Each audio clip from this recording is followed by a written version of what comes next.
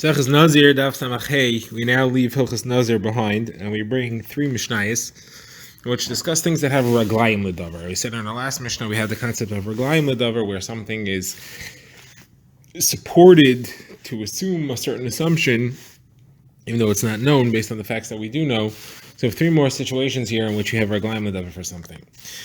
So the first Mishnah is discussing a situation where you found a dead body and you're not sure, is this one isolated grave, or is this a little cemetery, or is this an indication that there was a cemetery here? Now, when do you have to assume that there was a cemetery here and therefore the entire area has to be tameh until you've proven that the graves have ended? And when you could just assume either that it's an isolated grave and you don't have to worry about anything else. You could even move the grave if you need to so that the area is tahar. And that there's no assumption that this is a graveyard that you've discovered. So there's two halachos that are relevant here. First of all, if you want to move a grave, you're not supposed to move a grave if it's a graveyard because it's already become a graveyard. You can't uproot it. And second of all, if you move it, you have to take with it a certain amount of earth surrounding the body itself, or you assume the fluids of the body soaked into that amount of earth. That's called tfusa. So you need to know if something is cemetery or is it a tfusa, and it depends how many mason you find and how close together they are and in what manner they are lying. You have to first discover whether they are assumed to be Jewish bodies or not. Then you have to discover if this was left there intentionally and if it's an entire cemetery. So let's see the Mishnah. So the Mishnah says if you find a mace and it was never known about before, there's no knowledge of this mace being here anywhere else, because if there was knowledge, we'll see in the Gemara, you don't have to assume anything you don't know. And it's lying fully stretched out in a normal way, the way that a mace is meant to be interred. So if it's just one, you could assume that there's no other grave here, and you could remove it, but you have to assume that it's a Yisrael, because it's buried properly, and you have to remove earth with it, what we call tfusa, and the Gemara will explain how much that is. Same applies if there are two. However, if there are three, now, depending on how close together they are, we may have to assume that it's a cemetery. Now, the way the kavura used to happen was that you had a cave which had a number of minor nooks in it called kuchin, and each one held a body.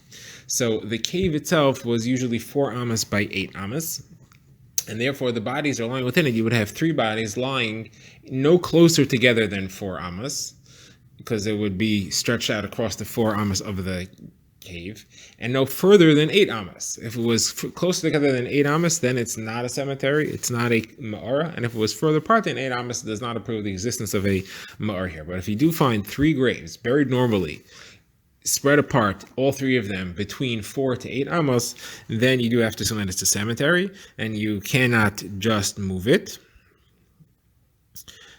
You have to then look around for more graves within 20 amas around, and the Gemara will discuss why 20 amas. Now, if you do find one even at the edge of the 20 amas, that's still part of the cemetery, and the reason is because that's as far away as another ma'ara could be if it was a cemetery, as we shall see, and you have to go and look another 20 amas further than that. Because anytime you find graves like this, there's raglayim ledavar, there's legs to stand on to assume that there's an actual graveyard here. All right, now the Gemara begins. The Gemara quotes Rav Yehuda, who says that it has to be that it was found just there. It was not known about before, because if any one of these 3 were known, then you can't assume that there was a graveyard here that we were not aware of. If you knew that it was there, so that one was there. The other 2 that are lying there are just like 2. They were dropped here. It was not part of the known group, and therefore you don't have to assume that the cemetery is there. Meaning, if you had 3 that you knew about, so that's a cemetery that you knew about. If you had 3 you didn't know about, then there's a cemetery here you did not know about. If there was 1 you knew and a bunch you didn't know, so if there's 1 you knew and 2 you didn't know, so those 2 are separate. They weren't buried together. It's not one entire thing, and therefore they don't join together to make a cemetery. It doesn't show a cemetery. You just have 3 graves, but they're not related graves. Now, he said it has to be that the mace, the body had died, not that it was killed, because if it would be killed, we would just assume that he lay where he dropped, and it was not an actual kavura. It had to be lying. It couldn't be seated position. It also had to be stretched out and not crunched up head between his legs, because that, again, wouldn't be a normal kavura. Now, If the part of the mace is missing, then you don't have to take tfisa at all. You don't have to take the earth around it. And you also don't have to assume there's a cemetery there. And the Gemara concludes the reason for all these is that it's not a proper burial. And if you don't have to assume these are Jewish graves, you could just assume that it's an Oved Kaychavim. Now, says the Gemara further, what if you found two of them were lying head to foot? Because they weren't heads on the same side, it was head to foot and head to foot. So again, that's not a Jewish cemetery. So you don't have to take the tfusa, and you don't have to assume that it's a graveyard as well. Now, if you find three, the Mishnah says, and one of them is known, and this is a repetition of what we said before, but it's a different source, or if you find two that were known and two that were unknown, again, it's not a Jewish cemetery, and you don't have to take tfusa. The Gemara says an incident that happened with Rav Yeshivov, that he checked and he found two that were known, two known graves, and one that was not known, and he wanted to make the entire thing into a cemetery. And Rabbi Akiva declared this, that you checked and you looked, it was all for nothing, because you only say it is if it's three known or three unknown. But if you have a combination of a known and unknown within the three, then it's nothing at all. Okay, the Gemara refers back to the Mishnah. The Gemara wants to know what's a tfusa. So one quotes Rabbi Yehuda, who quotes the pasuk where Yaakov said to carry him out of Mitzrayim. He said, "Unsasani mi Mitzrayim." Mi Mitzrayim means take some of Mitzrayim with me. Take with me some of the earth. And how much is it? So one quotes Rabbi Elazar, who says he has to take the loose soil all around the body, and 3 fingers breadths of the hard soil, the untouched, the soil that had not been moved since Brias Olam. And the reason is because the fluids that came out of the body loosened up that soil, and you assume it went 3 fingers deeper, were soaked into the ground. You want to get all those fluids. So the Gemara asks, there's a brisa that describes the sheer tusa differently. And quotes Rabbi Elazar bar Tzaddik, who says you have to take all the pieces of wood that formed, that rotted out of the coffin. You have to take the clumps of rock, of earth that formed, they're possibly clumped together by fluids. You take away anything which is definitely not part of the body, you remove, because that's tahar, so you leave that around. And you just leave the things that you weren't sure, and you move it all together. Anything which could possibly be tameh, you move it all to wherever it is that you're going to move it. And anything else, any other pieces that you have there are counted towards the sheer tumah of having the majority of the height of the body, or a quarter of a kav of the bones of the body, or a ladle full of rotted material of the body. These things count towards all that as well. So when I ask this is a contradiction to what Rabbi Elazar said. They said just take the dirt around it. So the Gemara says that Rabbi Elazar is saying like a different Tana. You have a brisa that says how much is the shear of tfusa. It quotes Rabbi Yochanan, the name of Ben Azai. You take the loose dirt around it and you dig 3 fingers into the hard soil. The Gemara now brings a halach of Rava. Rava says, what if they found one grave? They were not aware of any other graves, so they moved it. Then they found another grave, and they moved that one too. And now they might have found the 3rd grave, and now have a problem. Because now in hindsight, there were 3 graves here, and now it's a cemetery. So there's 2 versions of what Rava said. According to the first version, he said, you don't have to move. You are not allowed to move the 3rd one, because now it's a cemetery. But you don't have to put the first 2 back, because you don't put them back into the cemetery that they were before once you already move them. In the second version, Rava even went ahead and said that you're even allowed to move the 3rd one.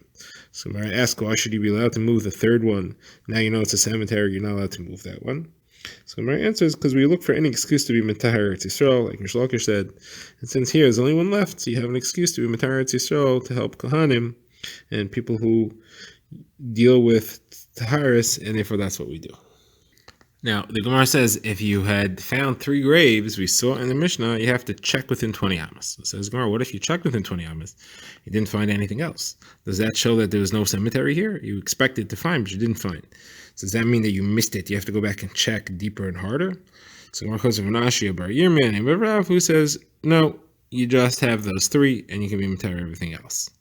And what's the reason? So Rish Lakish says again, we're looking for excuses to be Matar Eretz Yisrael. Now we get the next Mishnah, which discusses Cheskas Tumma and Cheskas Tara by Taras. So Mishnah says somebody who has a suffix, if his Taras is Tahar or Tomei, so it depends what his known status was before. If he was known to be Tahar, the question is if he became Tomei, it's Cheskas Tara, and therefore he stays Tahar. If he was b'cheskas tuma, then he stays tameh. The Rishonim explain the case would be that if the Kohen had two people he inspected, one had a nega the size of a gris, one had a nega the size of the salah, and then he checked them, he locked them up, he checked them afterwards, and again one had a nega the size of a gris, one had a nega the size of a salah. We don't know which one was which, so we don't know if they stayed the same in their tahar, or if one of them grew and therefore he's tahar, therefore he's tameh, so you go with cheskas tahara. The opposite would be is if they both grew and then he locked them up again and they shrank, but you don't know which one shrank, and you don't know if it shrank back to the size it was before because you don't know which one's which. And now it was b'cheskas tameh, so therefore it would stay tameh. So Gemara asks, what is the source of this halacha of cheskas tahara and cheskas tuma? So Gemara quotes Rav, who says because the pasuk says l'taharoi l'tamei, these are the halachas to be matar and to be metame. Since it says l'tahara first, you assume tahara first. If you don't know, you assume tahara. So Gemara says if that's true, then it shouldn't make a difference if it was b'cheskas tuma or b'cheskas tahara. Either way, you're assuming tahara. So Gemara says no. So really, that drasha was talking about something else. It's talking about a case that Rav said the halacha is if somebody gets a beheres and he gets white hair in it, so the white hair that forms is a sign of tuma. What if there's white hair in a beheres? You're not sure if the white hair was there before the beheres, in which case it's not a problem at all, or if it came after the beheres, in which case it is a problem. So the Gemara quotes a Tanakama that says Safek Tomein, or Yeshua that says Kiha. It says Kiha. What does Kiha mean? It just says Kiha, the color lightened. It's considered as if the color lightened, and it's Tahar. So Gemara says maybe it's not what it means. Maybe it means Kihar is the color lightened, and therefore it's Tameh. So Gemara, therefore, on that, the Gemara quotes over here, Rav, who says since the pasuk starts off with saying l'taharoi, so therefore you assume tahara on a situation like that. Now we begin the next Mishnah, last Mishnah for the Daf, which has two cases of Reglaim L'Davar. First is about a zav, somebody who has a flow of fluids from the body, which is metame. It's talking about a man who has a ziva. So the first time it happens, it's possible that it's not a real ziva. It's possible that it was caused by something, some external condition, and that wouldn't be metame. So we check if any of the 7 conditions that could have caused ziva ba'inus through external forces, if they are present. And those are too much eating, too much drinking, too much lifting, jumping, an illness, seeing something frightful, thinking hirhurim, or any of these things. If they had happened, we would be matahir. However, once it happens twice, once you had a ziva already, then you don't ask these questions because it would be tummy anyway. Even if he had an einus that happened, or if he had a suffix ziva, or if he had just a release of shechal zera, you assume that there's ziva in there also, and these are all metameim in that situation where he had already. And again, it's because of Reglaim L'Davar. And the next case is somebody who hits his friend and he becomes very sick. He's about to die, but then he improves. And then he gets weak again and then he dies. So do you assume that that is related to the original blow that he got, or there's this new sickness that he got that's unrelated? So Tanakama says that he's chayiv. You assume it is related. Rabbi Mechemi says that he's pater because Reglaim L'Davar is because of something else. So the Gemara now asks, we had seen, the Mishnah had implied that if there were 2 zivas, we would assume that the third, if there were 2 zivas, we would check to see if there was an outside reason. If you had 2 already, you wouldn't check on the third one. Where says, what's the source? Where it says in the pasuk, describing zav, it says vazaves zayvai, which implies 2 zivas. And then it says l'zachar and nekeva, then it puts a male and female together.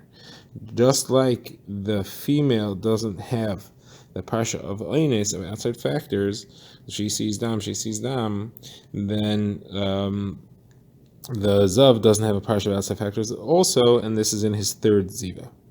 So the Gemara quotes a brisa where Rabbi Elazar says, actually, the third ziva you are interested in whether it wasn't oines or not, even though it would be tamei for sure, because you need to know if there are 3 zivas, because 3 zivas is mechayev a carbon. And you have to check if there are 3. If there were 3 already, then you don't have to worry about whether there's 4th. So that's a machlekes. So the Gemara says, because it says S, Hazav S Zayvoi. According to Rabbi Eliezer, the S adds another one. He holds drushes from the word S. So Zav S Zayvoi is 3. According to the Rabbanon, you don't darshan S, therefore it's only Zav and Zayvoi, you ignore the S, and therefore it's only talking about someone who had 2 zivas.